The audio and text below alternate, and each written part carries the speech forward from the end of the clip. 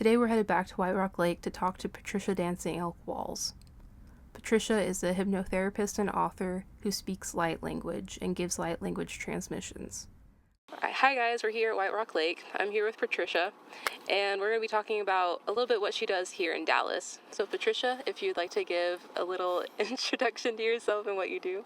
My name is Patricia Dancing Elk Walls, and I have been working with people and other things for about 40 years. And I started out with Reiki. I started out with energy healing, shamanism, what people are calling shamanism, but what I came to understand is earth medicine for myself. And that blossomed into a lot of different things.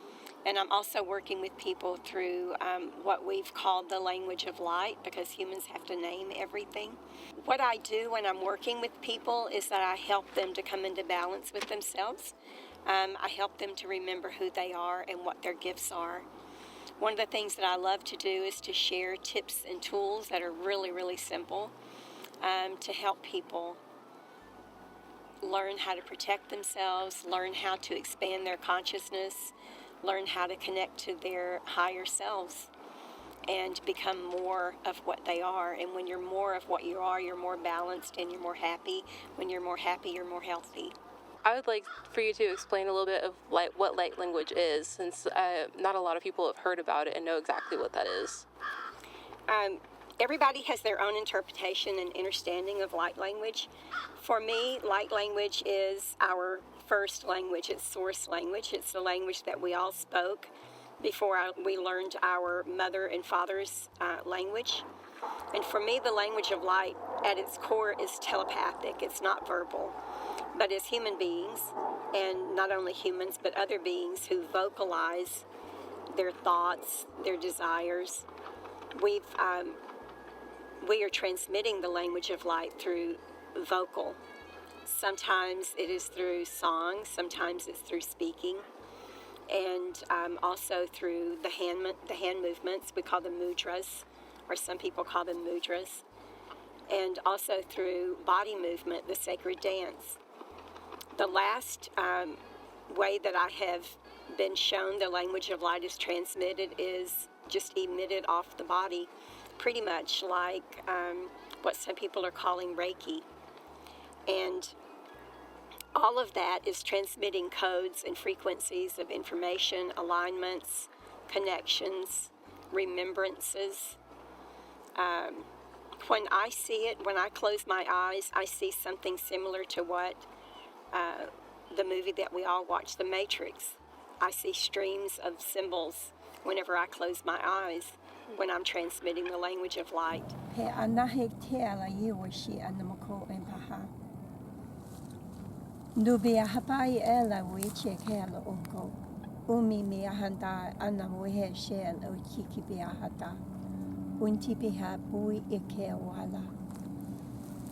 Jele shawala beke ohiki pe meme na yenemo. Uti ala hesh.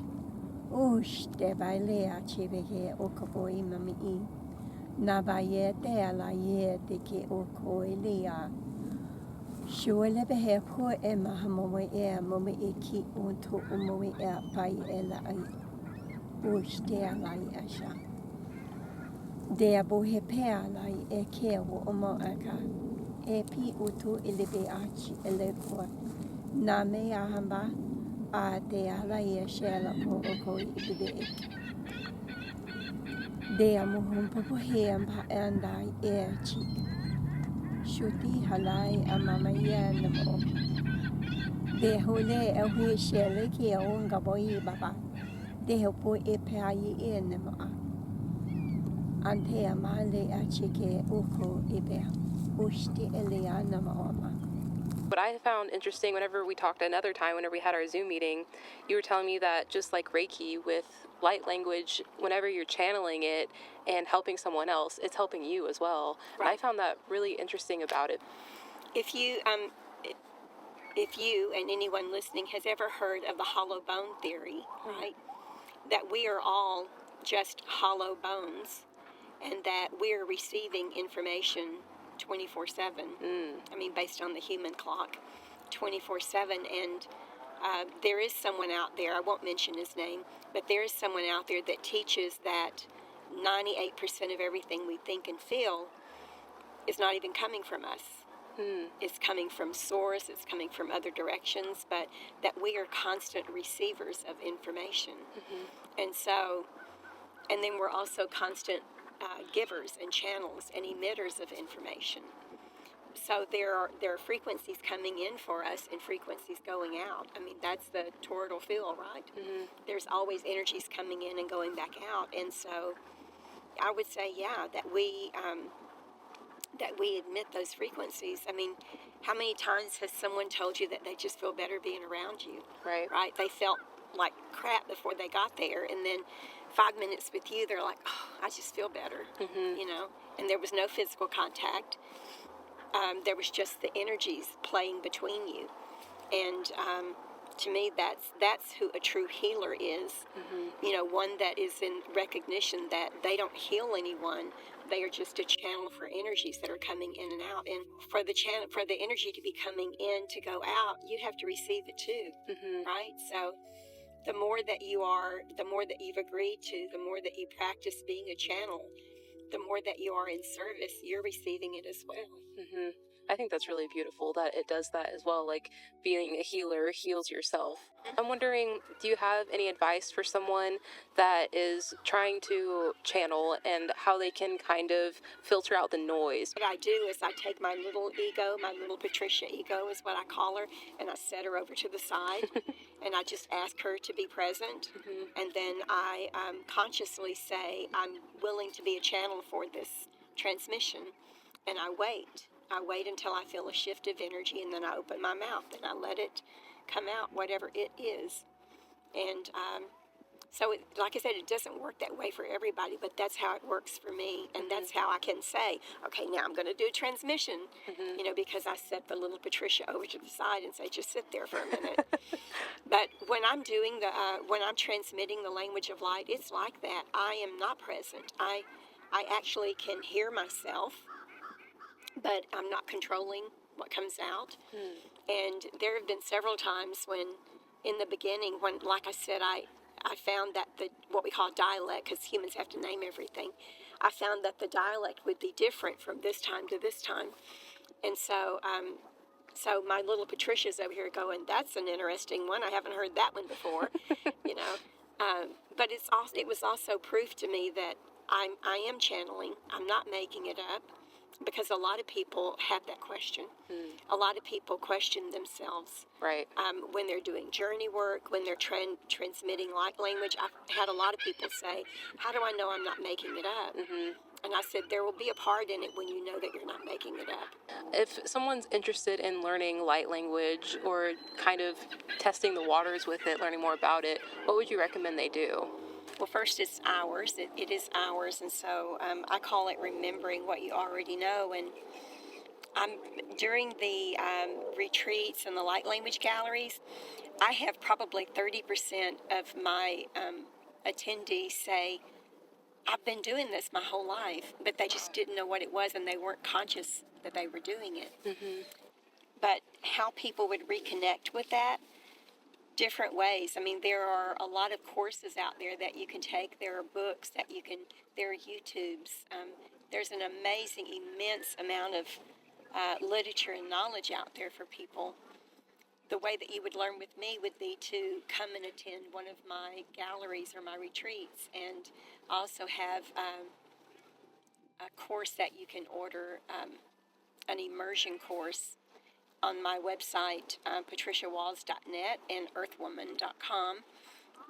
My courses are listed there, so you can work with me to learn the language of light. But if you're not able to do that, I would say just begin to vocalize whatever you are. Just start with the syllables. Start with A, E, I, O, U.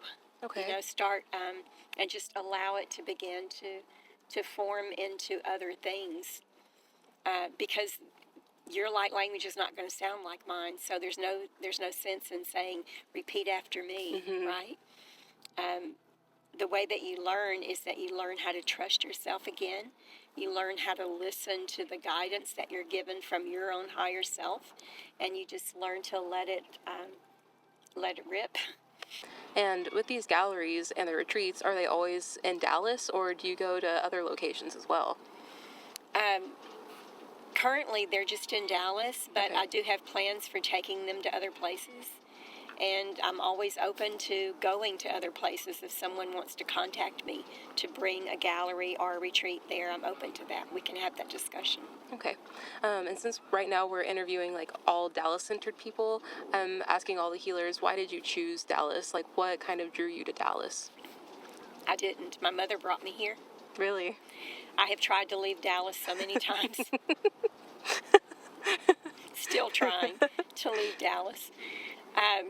Dallas is so it's multicultural, multi-beliefs, and every day different people flood in here from other countries, other belief systems.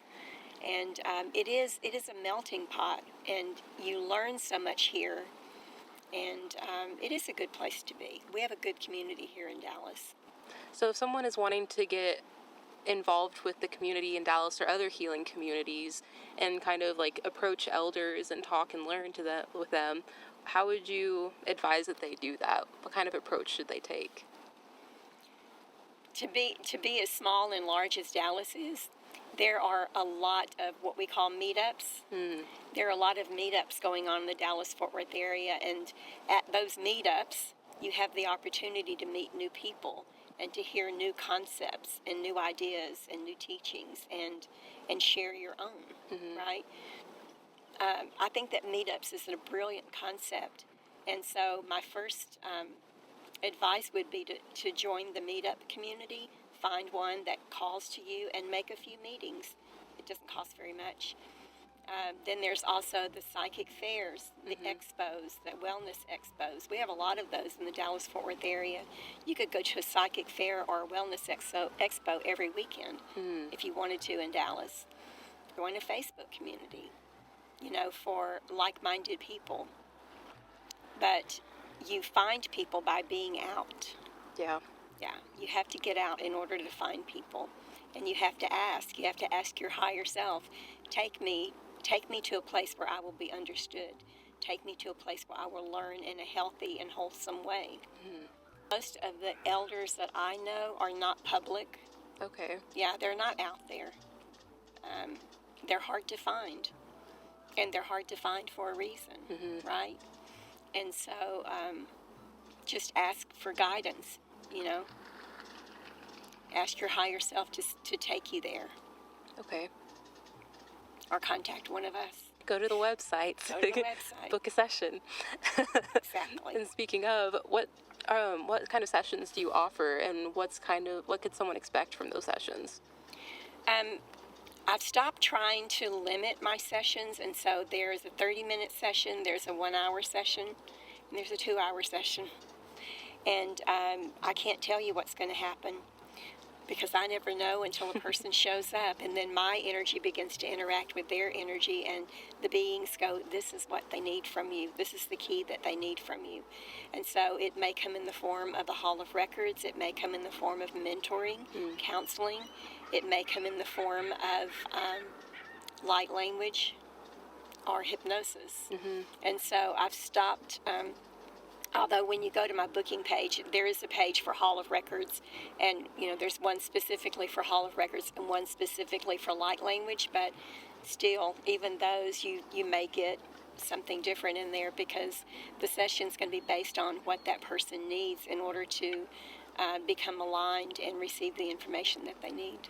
I have several websites. Over time, they just kept growing, and so my main website is patriciawalls.net. Okay. And Earthwoman, and it's spelled WOMBYN, is the website that you'll probably find the most information on. I have a website for the light language. It's called unlockingthemysteriesoflightlanguage.com, and I have a separate website for the Hall of Records, hallofrecordsofficial.com. And all those websites interact and work with each other, so you could go to either one and find the same information pretty much. Yeah. Patricia also holds light language conferences where there are other speakers and light language transmissions take place. The next conference is May 30th through June 1st in Colorado. If you'd like more information, make sure to check out the description below. One last question, actually. If someone wants to learn about light language and read one of your books, which one would you recommend reading first? If I had to recommend a book, it would be Unlocking the Mysteries of Light Language. Okay. Yeah. It would be that book. That was written, I think, a year ago. So it's got more up-to-date information in it. Okay. Awesome. Thank you so much, Patricia. Thank you for inviting me. I really appreciate it, and I hope this helped people learn a little bit more about light language and open your minds and book a session with Patricia. And I'll see you in the circle.